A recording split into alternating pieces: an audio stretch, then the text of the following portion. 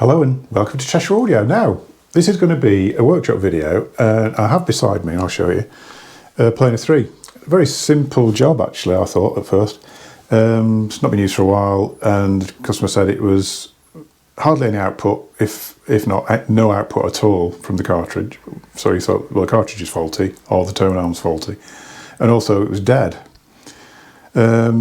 Totally misleading actually, to be fair, because usually if it's dead, then it's the main resistor on the board's failed, which is, I've got one here, I think I can do it without dropping it. Yeah, the purple resistor on there, they can fail. Really unusual, but it can happen, if that happens, then the turntable stops. Turned out it wasn't that at all. It was fairly common detached pulley, so the little pulley on the motor, which I'll get the motor back again anyway. Little pulley on the motor, this detached itself from the spindle, so the motor was running, but the pulley wasn't. So it seemed as though it was dead. Usually they just run slow, but actually this one was so bad that it was just, the motor was running, nothing was happening. So bit of glue for the spindle, that sorted it out, and the low output literally was that the stylus, little K9 on here, wasn't clicked in properly. It had just dropped off its mount a little bit, and it just needed pulling up and clicking. Now it works.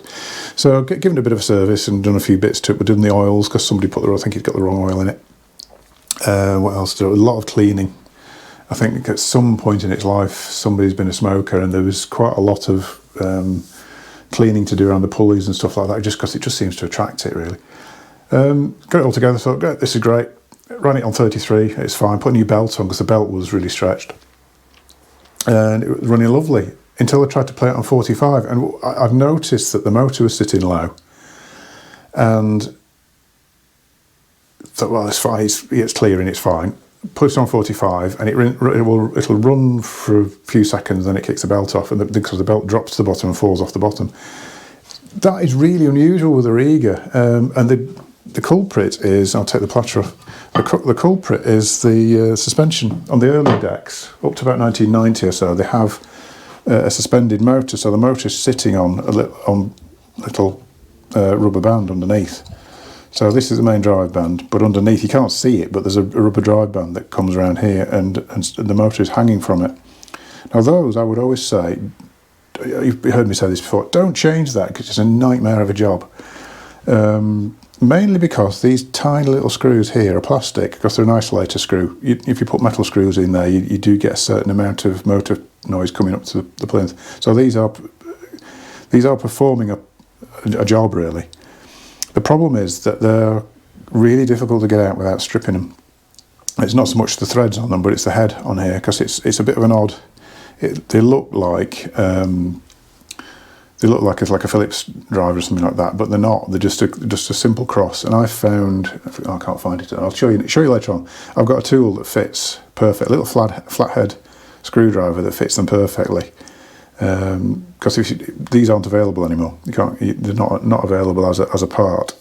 So you'd have to try and find something equivalent. So you don't want to strip those. And I always say to people, don't try this job. Only do it if the belt's broken or is so stretched that it needs replacing, because you will strip these and you won't be able to find replacements. Mainly because you have to get these quite tight when you put them all back together again, because the tightness of these actually tensions the motor band. So it's got to be right. You can't just sort of very gingerly, finger tight them or anything like that. They have to be quite tight, really, to actually perform properly. So yeah, I generally say don't do this. Really don't do this, because you'll regret it. But anyway, this one needs it doing, so I thought, let's video it. Let's share my despair at trying to make this thing actually work. But anyway, okay, I'm going to position the camera and show you what to do, basically. Okay, so first job is going to be take these two little screws out. I've left the motor cover on, so that, because basically when you release these two screws, the motor just drops, so it'll just drop half a centimetre onto its cover. Then when I turn the deck over, I can just take it all out without it sustaining any damage, basically. It means I can take it out a bit more gently.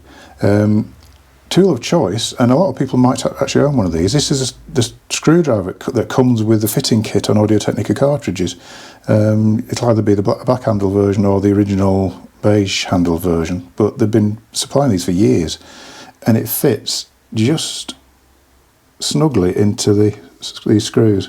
It's, you know, it's sort of exactly the right thickness and exactly the right width. Obviously it's not a crosshead, but that isn't really a crosshead type screw, I don't think. It's I don't really know what that is. It's a bit of an oddity because it's flat bottomed. It's not like a Phillips screw or anything like that. So anyway, let's take this. It's still got to be quite gentle with it there.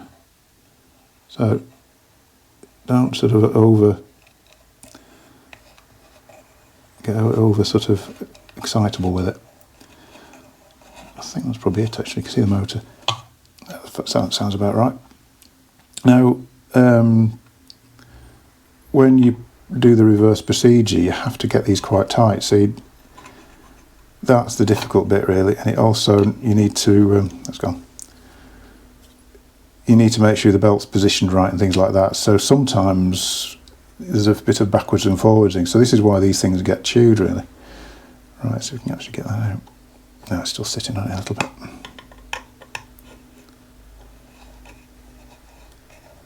Thought I got it. Yeah, that's it. So the motor's dropped through. So that's just sitting. Make sure you're unplugged and everything when you do this. So let's turn the deck over, making sure you don't lose these screws. I think I have got backup ones somewhere in my little bits box, but what I'm going to try and do is find modern equivalents of these. I've not come up with anything yet really, but I'm going to try and find a modern equivalent that'll be possibly a better head on it, that's a bit easier to manipulate. Okay, I'm going to turn the deck over and show you the procedure for putting the belt in. Okay, so let's take the bottom board off. These are standard screws. Take one out and then just loosen the other. Should do the job. Put that there. Right, so notice now that the motor's free totally. Yeah, people might sort of laugh at the sort of simplicity of this, but that's the thing with Regas. They're good because they're simple.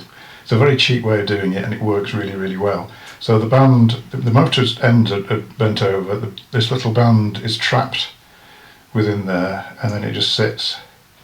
This bit of metal goes through, and which is screwed to the deck. And when it's straight, which is the part of the problem actually, it sits nice and level. So yeah, it's totally isolated. And because a motor like this, even when it's really well driven, will have a certain amount of vibration because it's a mains motor, and it just keeps it from making the plinth resonate, which will then transfer up in through the stylus as a, not necessarily as a noise as such, but sort of a clouding of information really. So that's creates more clarity in the sound by having it like that. Anyway, next thing is to take it off the. Now it's sometimes difficult to get off. Might have to just persuade the motor a little bit just to open out of it. Just a little tweak on both sides should bring it off. Like that. That should come off now. Yep. Yeah, like I say, the main fault with this was that this pulley come off. I mean, I suppose what I could have done is glued it further up, but actually it's better to replace everything. Right, new belt. Rega have actually run out of these now, but I've found an identical belt. A lot of searching to find these, because there's loads of belts that look like this, but none of them really quite perform the job as well. So, right, let's put it back in. Don't know why I took that off, to be honest. Across. That is a lot tighter. Try and sort of get it to look fairly parallel on the mount. Doesn't stay on, preferably. Yeah, it's not quite sitting in right now. Yeah, you want it to be all seated right, because what you don't want it to do is move after you've fitted it. I think that's Pretty good. Because what happens is when you reattach the screws, the plinth is here and it traps these in position. So you want them to be in the correct position when you tighten everything down, otherwise it all goes badly wrong.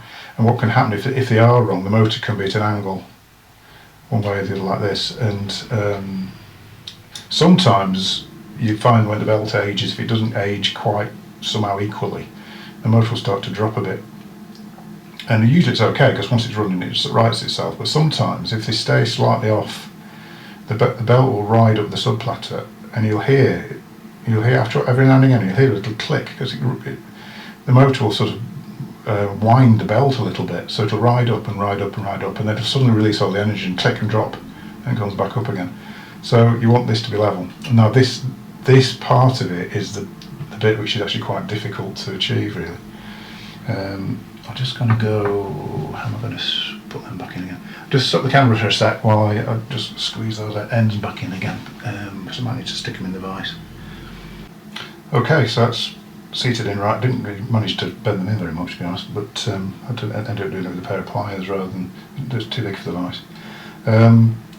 Before you put it back in again, it's a good idea to centralise everything, make sure these are parallel, and place. You have to remember take a note of which end the wires were on when you took it out. Oh, I've forgotten already. I think it's that way, isn't it?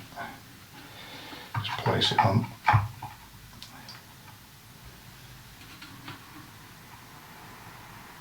Line it up with the holes. Right. This is where it gets tricky because I have to turn the deck over again now. In theory, if I don't disturb the motor too much, it should stay configured like that. That's enough. And I've now lost my screws in there. Over there. Get these down ready in my little tray.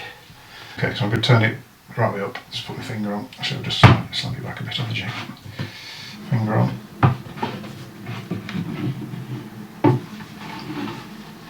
There may be easier ways to do this, but it works for me. Right, still holding the motor. It obviously slipped a little bit. I don't know if you can see it, but let's try. I'll take that band. I've put this elastic band on just to stop this falling out. So you should be able to see one of the holes is lined up, but the other isn't. Just move it around until, trying not to drag it against the top of the plinth.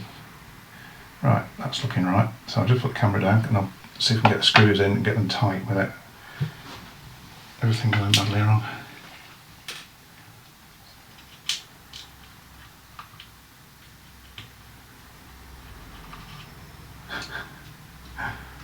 Yeah, okay.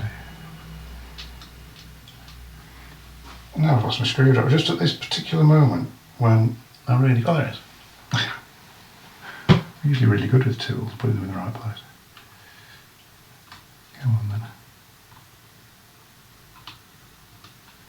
I'm actually holding my breath, that's probably a bad idea. I can tell it's really fiddly, this. It doesn't help on that.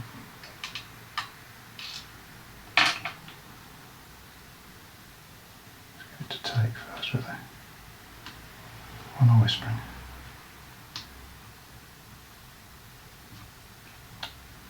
Can't get it to run on me. Oh, here we go. That one's in. Make sure they're still lined up. Nope. You can see why you sort of hope that this works first time. That's it. Right. Like so, very carefully.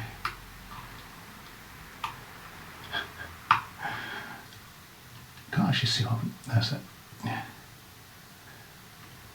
I've got my lamp at the wrong angle as well, so that my hand's casting a shadow across the screw just at the point where I need to be able to see it. That's it. No. Feel a bit of resistance now on that one. A bit of resistance on that one. Now just try and nip it up a little bit more, but you've got to be really wary of it. That feels tight now. Oh, that's got quite a bit to go.